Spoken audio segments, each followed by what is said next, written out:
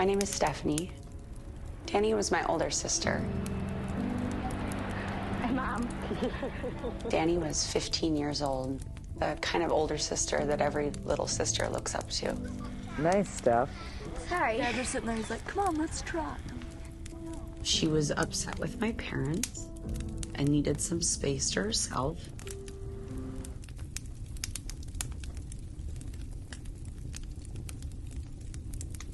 Bozeman, Montana, 1996. 15-year-old Danny Houchins had just gotten her driver's license. She had her first car, a Chevrolet pickup truck. She drove it proudly around town.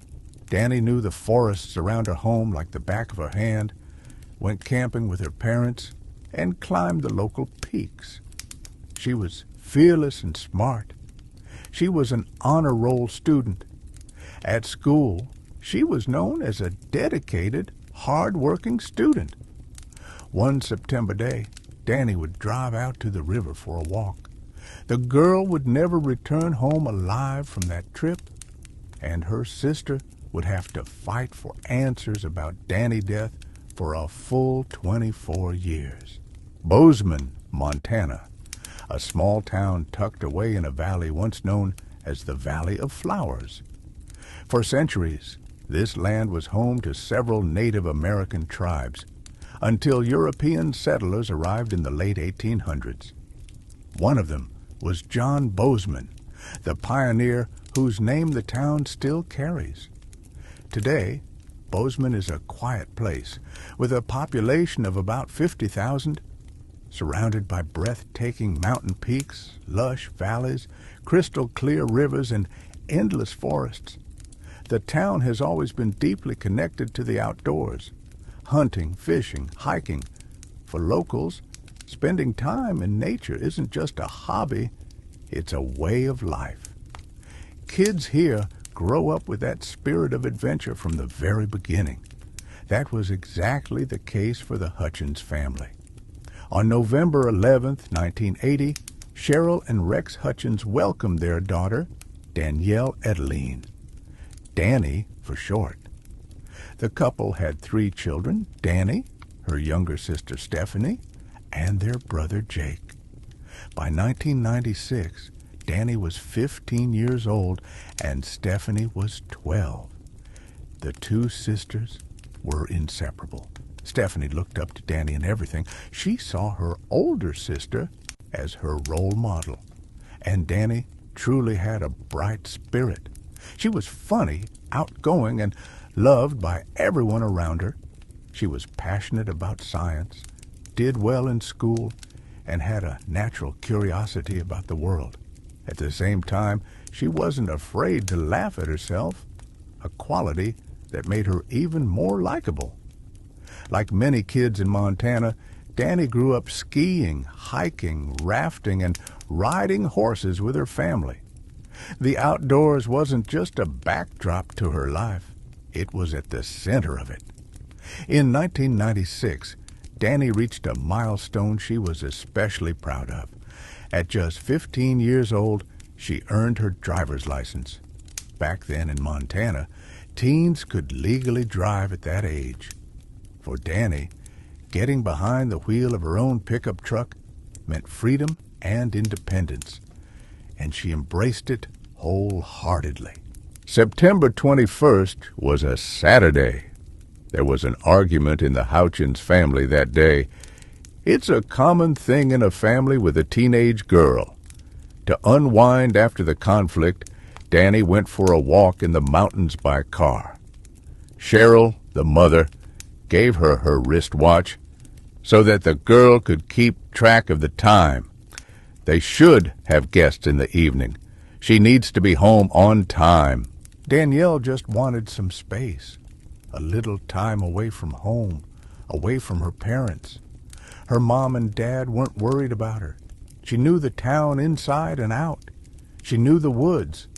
The mountain trails were as familiar to her as her own backyard.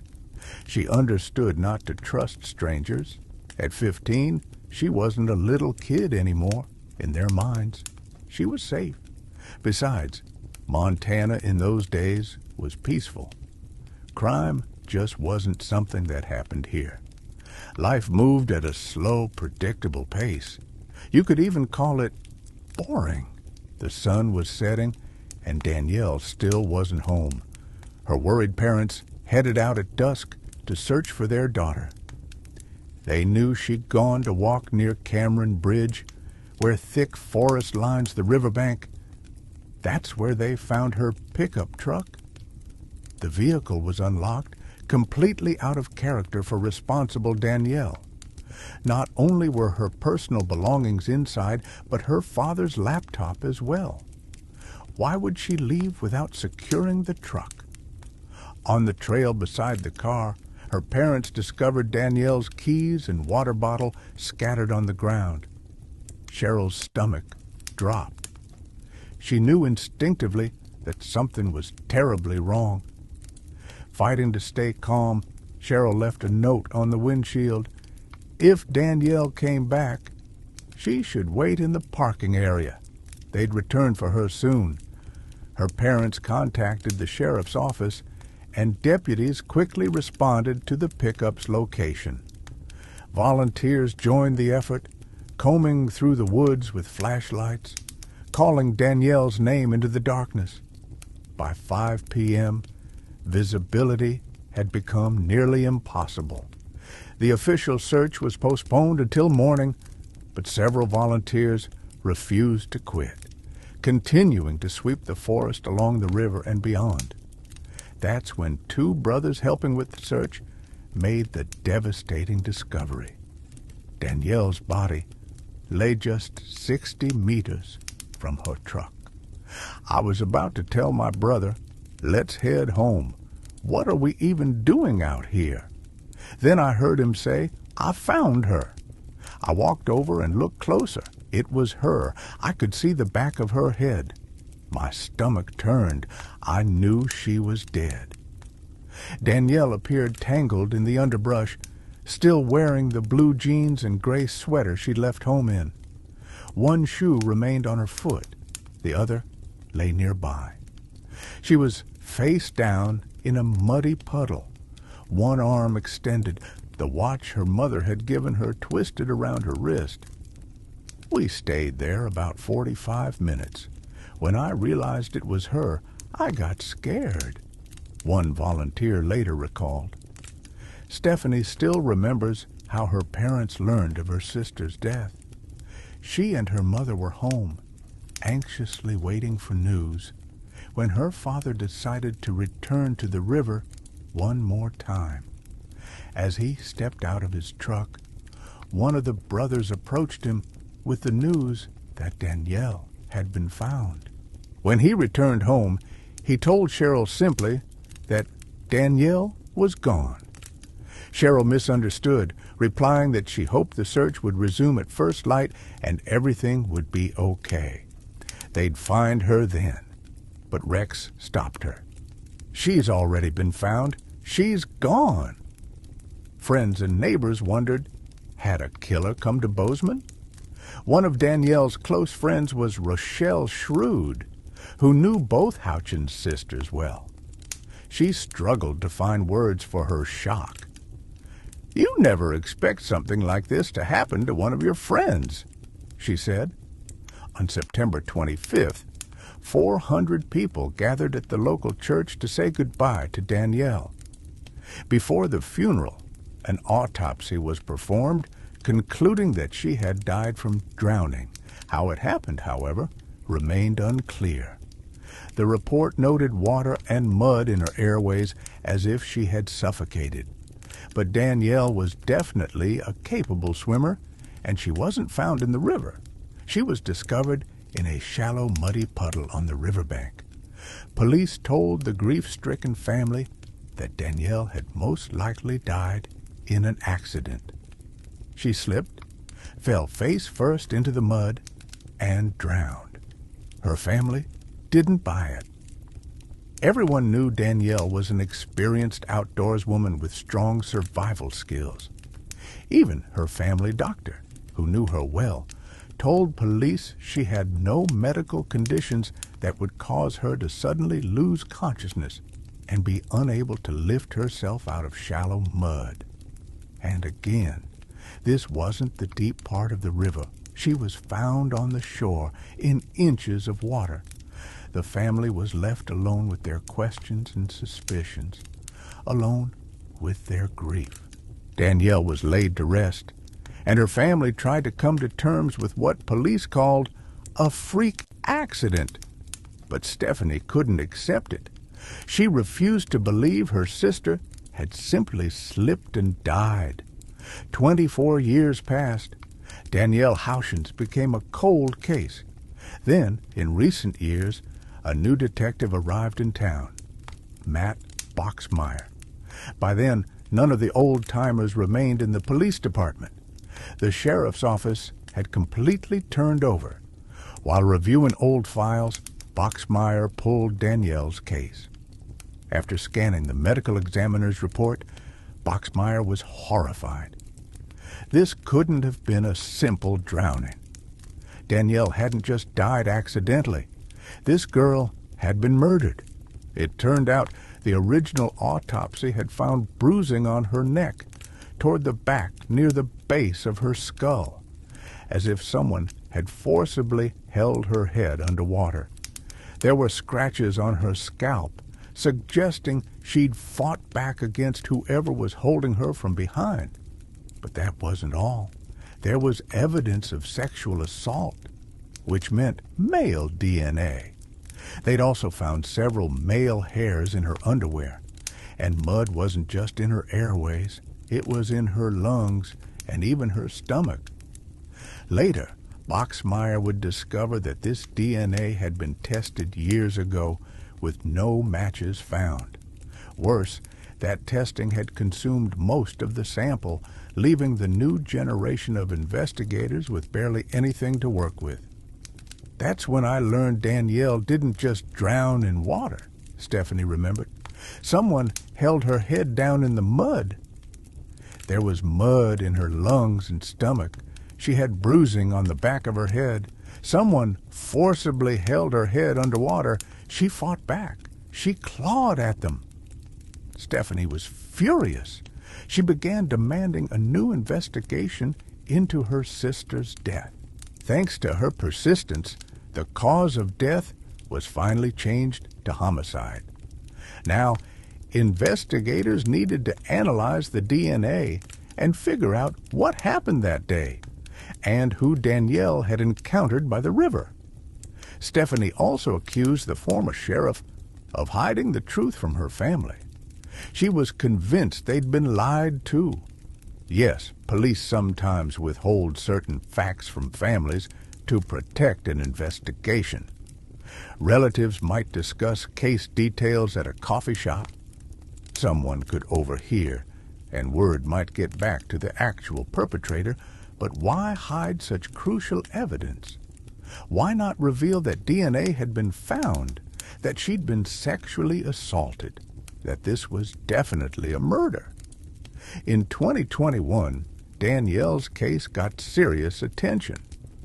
The new sheriff, Dan Springer, was the complete opposite of his 1990s predecessor.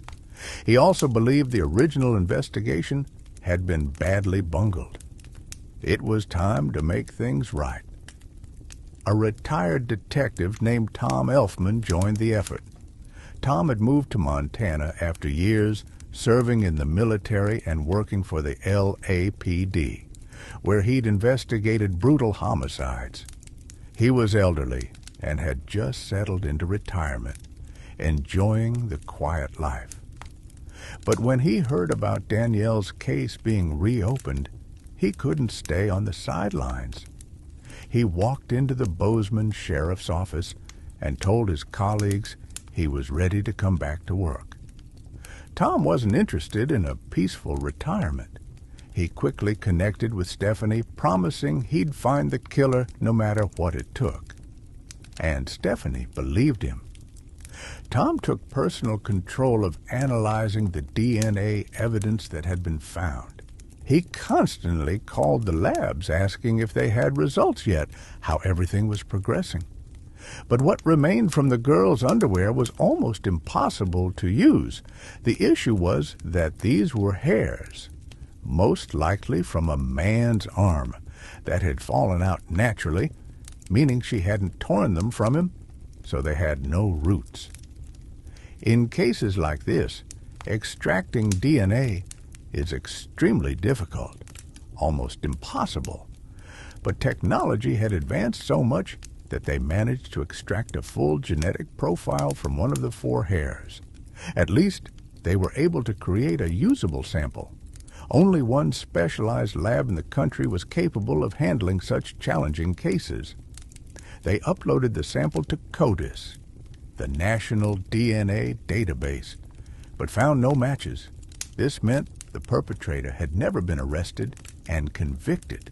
Their only remaining hope lay with public genealogy databases. That's when Tom decided to bring in C.C. Moore, a genetic genealogy specialist. She even has her own TV show. C.C. Moore searches public genealogy databases, where people upload their DNA out of curiosity, looking for criminals' relatives.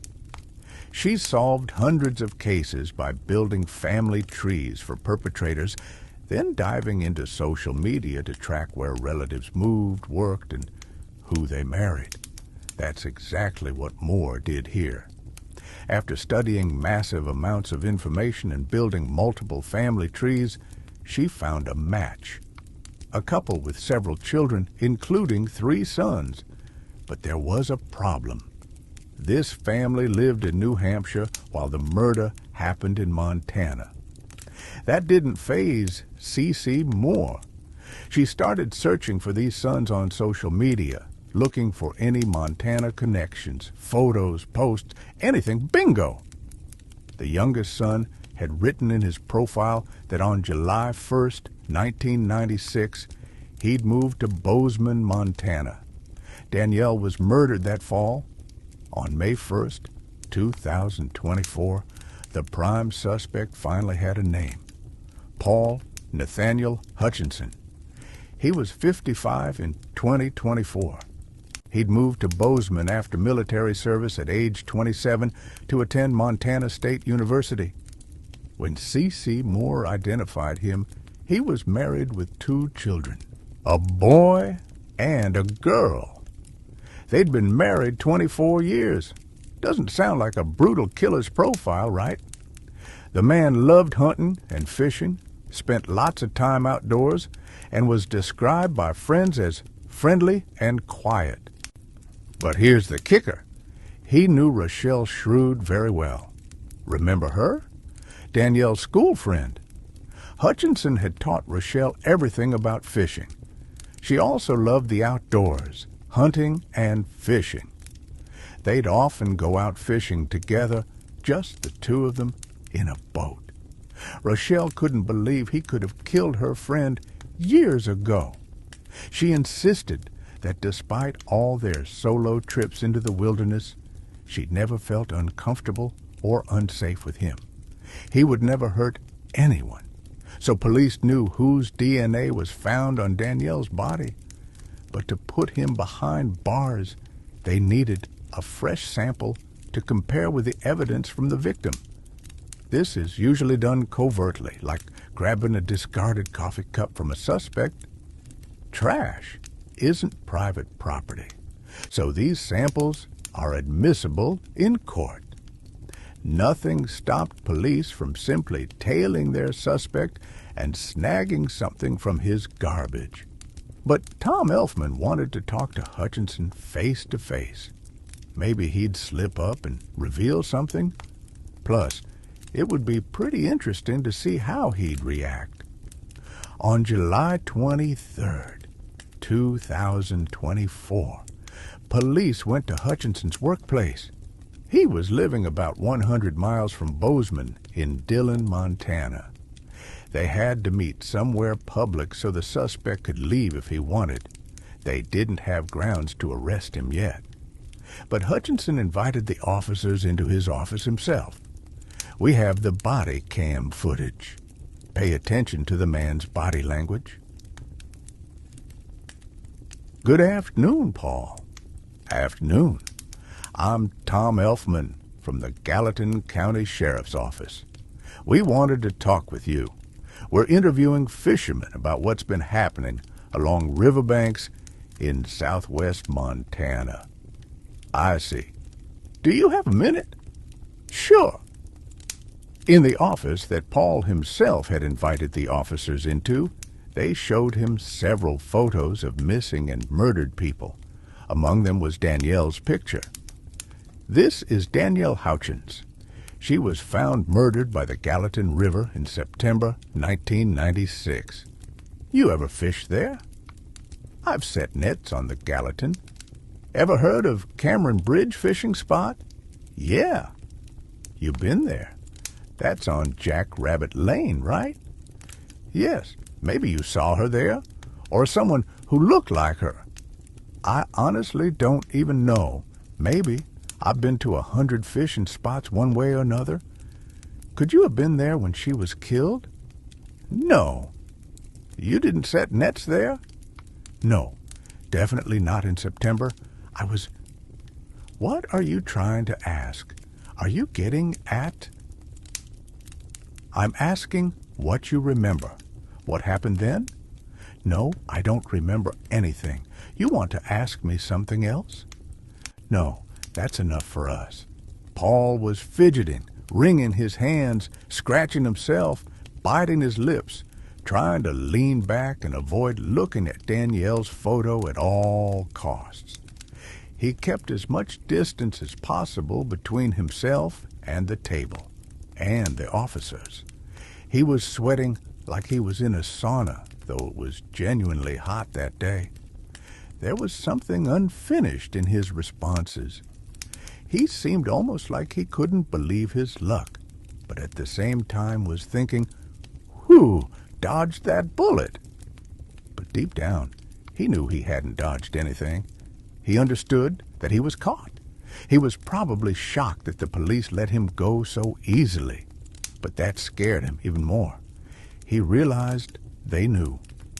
After the interrogation, Hutchinson continued acting strangely. They put him under surveillance. Undercover officers watched him tearing down roads at breakneck speeds, making sudden U-turns, speeding up again, driving with no apparent destination or plan. He seemed to be thinking through his next move, trying to outrun his own terrifying thoughts. He knew he was caught, and he'd been afraid of this day his entire life. During the nearly 2-hour interview, Hutchinson showed extreme agitation. Investigators noted he was sweating profusely, scratching his face, and biting his hand. When shown Danielle's photo, Hutchinson visibly recoiled. It was clear he was uncomfortable. After his release, he behaved erratically, the sheriff's office reported. When Stephanie learned about this meeting, she was elated. Finally, justice would be served. She began imagining the long, painful trial ahead, having to look into Danielle's killer's eyes, telling everyone over and over what a wonderful person her sister was, reliving that grief all over again. But she only had 12 hours to think about it.